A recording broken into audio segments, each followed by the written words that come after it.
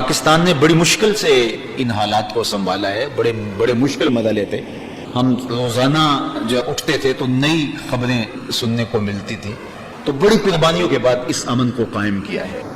تو اداروں کو اس پر خاص توجہ کرنی چاہیے اور اس کو بالکل معمولی نہیں لینا چاہیے۔ جب آگ بھڑکتی ہے تو معمولی سی دیا سلائی سے بھڑکتی ہے اور پھر اس کے بعد شہر کے شہر خاکستر ہو جاتے ہیں۔ تو یہ چھوٹی بات نہیں ہوئی، یہ بہت بڑی بات ہوئی۔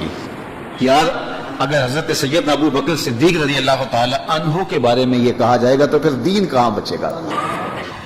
جس کو رب قرآن میں کہتا ہے اذ یقول لصاحبہ لا تحزن ان اللہ معنا، جس کو صحابی میرے حضور کا قرآن نے کہا ہے، اذ یقول لصاحبہ، یہ قرآن نے کہا ہے، تو پھر باقی بچتا کیا ہے؟ اللہ کے محبوب علیہ السلام نے ارشاد فرمایا، حضور کی نگاہوں میں یہ سب کچھ تھا جو ہونے والا ہے۔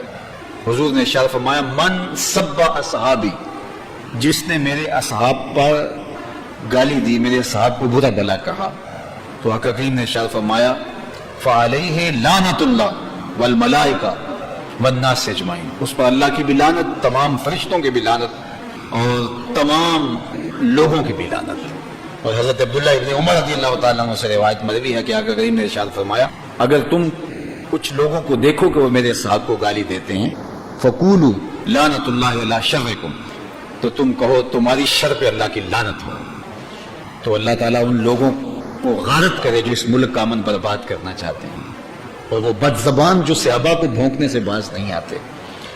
ہمارے ہاں صحابہ اہل بیت ہمارے ایمان کا حصہ ہیں، اور ان کی محبت ہمارے رگ و ریشہ کے اندر محو نفوذ ہے، اور ان کی عقیدت ہماری زندگی کا حصہ ہے۔ یہ بڑی ضروری باتیں تھیں، اور میں نے اس لیے کی کہ یہ باتیں جو ہیں وہ غور کی جائیں اور ان باتوں پر عمل پیرا ہو۔ اس وقت ملک کے اندر جس طرح کے لوگ جو ہے وہ ہم سے رابطے میں ہیں اور جس طرح کی باتیں ہو رہی ہیں، تو آگ بھڑک سکتی ہے اگر بر موقع اس کا علاج نہ کیا گیا، تو ہم اس کے بالکل متحمل نہیں ہیں۔ یہ ملک شیعہ سنی فسادات کا بالکل متحمل نہیں ہے۔ ہم تاریخ کے نازک دوراہے پہ کھڑے ہیں۔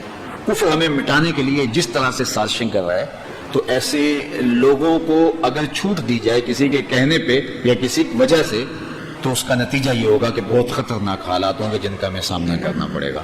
اللہ تعالیٰ میرے وطن کی حفاظت فرمائے اور ہمیں صحابہ اور اہل بیت کی چوکھٹ کا فقیر رکھے۔ ان دونوں کی محبت، صحابہ کی اور اہل بیت کی محبت ہمارے ایمان کا حصہ ہے۔ یہ حضور کے سینہ نور سے، مشکات نبوت سے پھوٹنے والی کرنیں ہیں، اور آقا کریم علیہ الصلوۃ والسلام کے ساتھ نسبتوں کے امین اور اس امانت کے حامل یہ بابرکت ذوات اور یہ ہستیاں ہمارے ایمان کا حصہ ہیں۔ آقا کریم نے اصحاب کے بارے میں فرمایا صحابی کالنجوم فبأیہم اقتدیتم اہتدیتم، میرے صحابہ ستاروں کی طرح ہیں، تم جس کے پیچھے چلو گے تو تم ہدایت پا جاؤ گے۔ اور اہل بیت کے بارے میں فرمایا میرے اہل بیت کی مثال حضرت نوح علیہ السلام کی کشتی کی طرح ہے، تو جو سوار ہو گیا وہ نجات پا گیا، جو سوار نہ ہو سکا وہ ڈوب جائے گا۔ سمندروں کے سفر تھے اس زمانے میں، تو کشتی پہ سوار ہو کے ستاروں پہ نظر رکھ کے منزل تک پہنچا جاتا تھا۔ تو امام اہل محبت کے برادر اصغر مولانا حسن رضا خان نے کہا تھا کہ اہل سنت کا ہے بیڑا پار، اصحاب رسول نجم ہے اور ناؤ ہے اطرت رسول اللہ کی۔